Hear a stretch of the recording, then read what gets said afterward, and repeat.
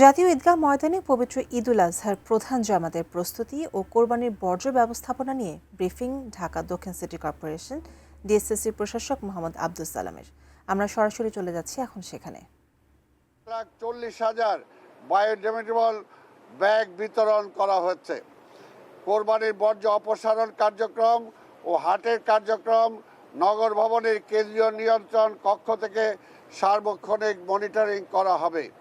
প্রতিটি হাটে আলাদা আলাদা তদারকি টিম ও নিয়ন্ত্রণ কক্ষের ব্যবস্থা রয়েছে। প্রতিটি হাটে আইন শৃঙ্খলা রক্ষায় নির্বাহী ম্যাজিস্ট্রেট নিয়োজিত থাকবেন। মেডিকেল টিম ও জরুরি সহায়তা টিম প্রস্তুত থাকবে।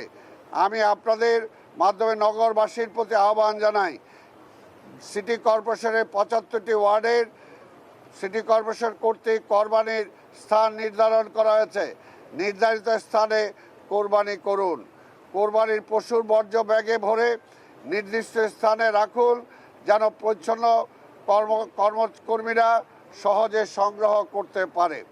কোরবানিকৃত স্থান পানি দিয়ে ভালো করে ধুয়ে ব্লিচিং পাউডার ও স্যাভলন জাতীয় জীবাণুনাশক ছিটিয়ে দিন।